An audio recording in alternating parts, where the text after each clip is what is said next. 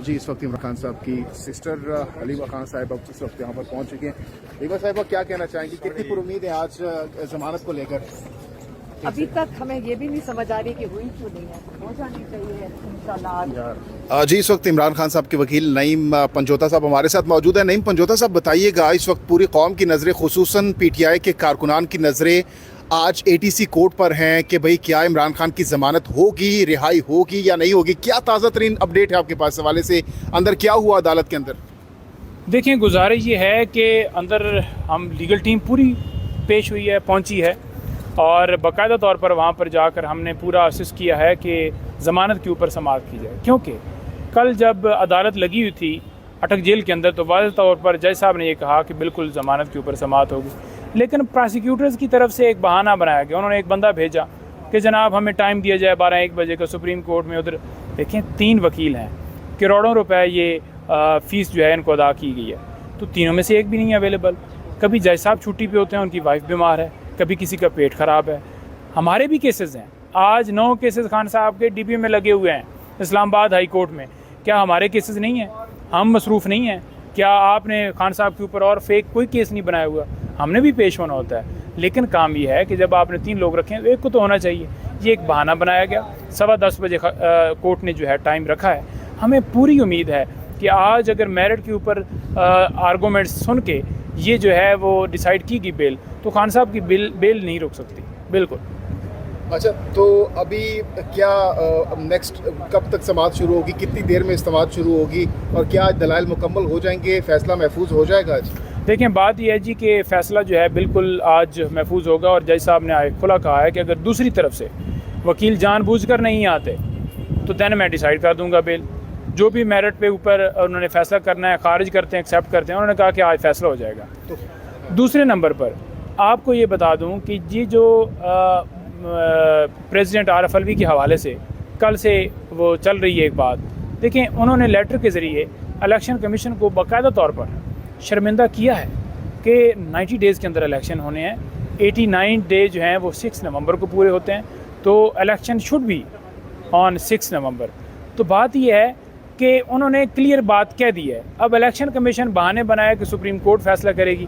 भाई, supreme court ने तो KP और पंजाब का पहले फैसला किया हुआ है, आप वहाँ पर तो इलेक्शन करवाए ना। आपने 2 दफ़ा सुप्रीम कोर्ट के हुक्म की तामील नहीं की, फिर आपने एक रिवीजन फाइल कर दी, फिर आपने कभी कोई बहाना बनाया कि मेरे पास फ़ंड नहीं है, सिक्योरिटी नहीं है। तो ये एक बहाने हैं। जब तक आर्टिकल 6 का चार्ज तो इन्हें अदालत की कार्रवाई नहीं होगी। ये जो इदारे हैं ये सुप्रीम कोर्ट के अहकामात को हवा में उड़ाएंगे। अच्छा, ये बताइएगा कि आज अगर यहाँ से ज़मानत हो जाती है खान साहब की, तो क्या खान साहब जो हैं वो बाहर आ सकेंगे, रिहाई मुमकिन हो सकेगी अटक जेल से उनकी?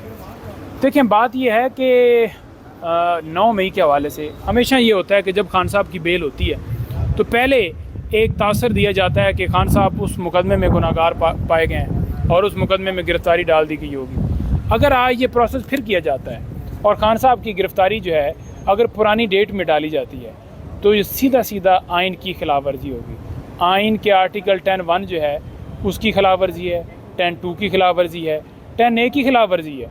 क्योंकि जब किसी बंदे को गिरफ़्तार किया जाता है उसको बताया जाता है कि आप इस मुकदमे में गिरफ़्तार हो, या 24 घंटों के अंदर अंदर पेश किया जाता है। फेयर ट्रायल इंसान का बुनियादी हक है जो कि आइन देता है, या तो फिर आइन को ख़त्म कर दें, और अगर ऐसी गिरफ़्तारी डाली जाती है तो वो गैर कानूनी होगी। और पुरानी डेट के अंदर गिरफ़्तारी डाल के उस बंदे को बताना नहीं और कब रिमांड जो है उसके लिए इस्तदा की गई, कब कोर्ट में पेश किया गया, जो वाज़ेह तौर पर ज़ाहिर करता है, जो वाज़ेह तौर पर इनकी बदनीति शो करता है कि किस तरह से इनकी आंखें जो है, इनकी जो पावर है वो एक अंधे हो चुके हैं कि किसी को इस तरह पॉलिटिकल ऐसी किसी भी गिरफ्तारी से बचने के लिए आप लोगों ने कोई स्ट्रेटजी बनाई है कि अगर यहाँ से ज़मानत हो जाती है, वहाँ से गिरफ्तारी डाल दी जाती है, तो क्या कोई प्री अरेस्ट बेल या ऐसा वो कुछ रेमेडी के लिए? देखें, यहाँ पर जो है ना जी, वाज़ेह तौर पर खान साहब ने भी ये बात की कि ये देखें कानूनी जंग है ही है, लेकिन ये बहुत ज़्यादा सियासी जंग है।